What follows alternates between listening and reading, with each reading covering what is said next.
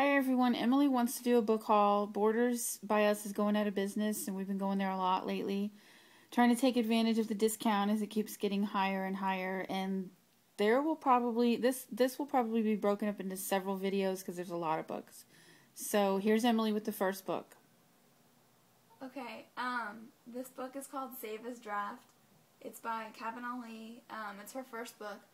It's about a woman named Isabel who is a waitress and actress in Hollywood.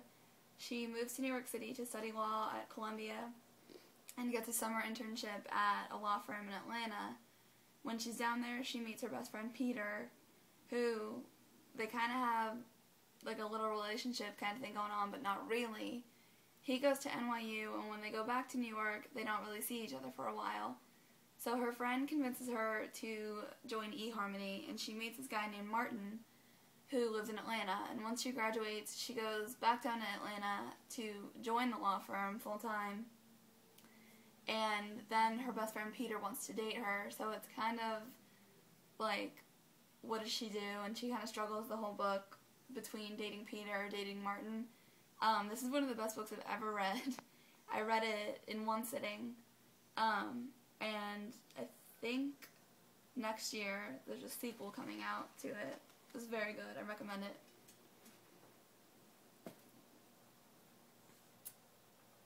The next book is Choke by Chuck Palahniuk. I think I'm saying that right. It's about a man whose mother has Alzheimer's, and he drops out of medical school to take care of her full time, and then he tries to pay for her, tries to pay somebody else to take care of her, but he doesn't have any money, so he goes to upscale restaurants and pretends to choke, and people that are in the restaurant eating, what have you, feel bad, and they give him financial support so he can take care of his mother.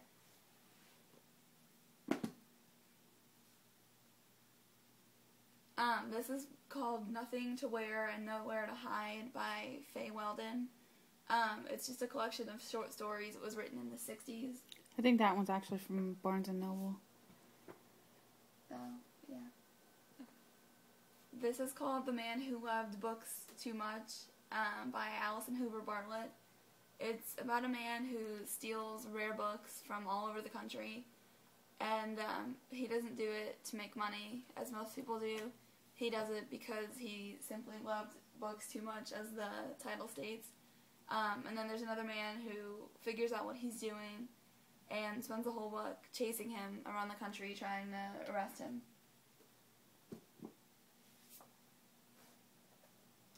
This is 1,000 Cuts. I actually got this at an independent bookstore by my house that I go to for their book night.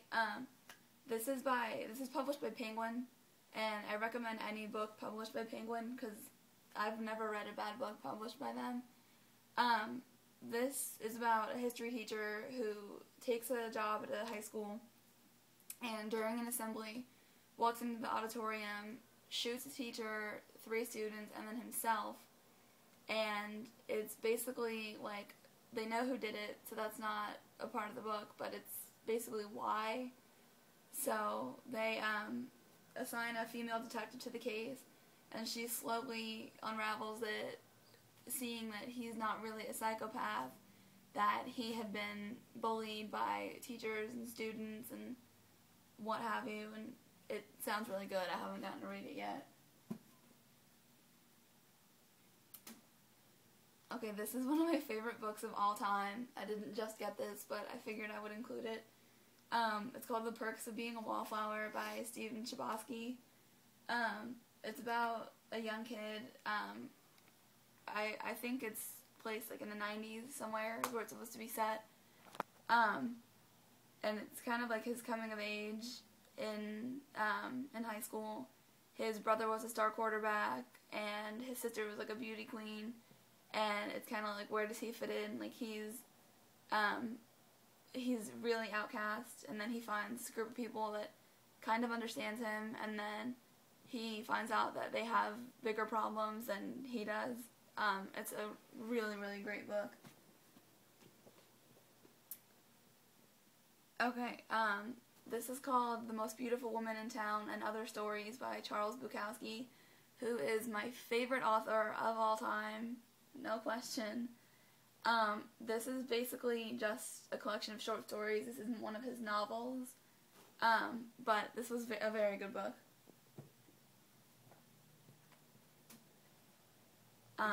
Animal Farm by George Orwell.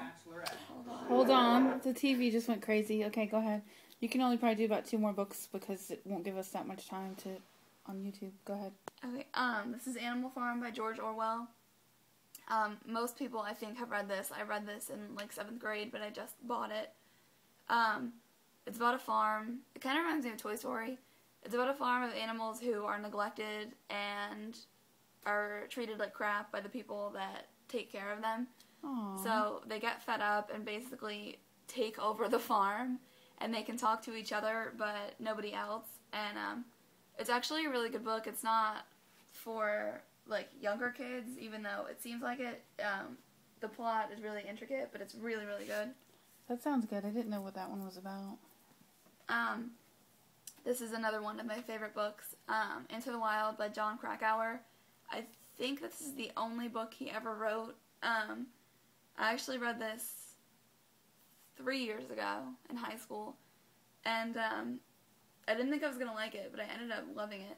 It's about a guy, this is a true story, named Chris McCandless. I think this takes place in 1992, and he graduated from Emory University in Atlanta, Georgia, and then decides that he's a genius. He doesn't want to get a job. He wants to go explore. So he takes just a gun and a few things with him and hitchhikes his way to Alaska. And the story, a lot of the plot takes place before he gets to Alaska. The people that he meets, he changes his name because he doesn't want his family to find him. And then basically the last person to see him before he goes off into the forest is the narrator of the book, and it's really, really good. It is a true story, and it was made into a movie. Do you want to stop? You could probably do one more. Okay. Okay. Yes. Fight Club by Chuck Palahniuk. This was made into one of the greatest movies of all time, with Brad Pitt, even though I don't like Brad Pitt. But it's about a guy who he works a corporate job and he doesn't like it, and he's really weird. He buys all his furniture from IKEA. He's obsessed with the IKEA catalog, and then one day he comes home and his condo burned down, and he basically goes to all these help groups at a church, one for men that have testicular cancer, even though he doesn't. There's nothing wrong with him. And then, I believe on a plane one day, he meets a soap salesman named Tyler Durden, and they start a fight club. It's a really, really, really good book. Okay, I think that's all you have time for. Okay. Okay, we'll be back with another book haul soon. Thanks for watching. Bye.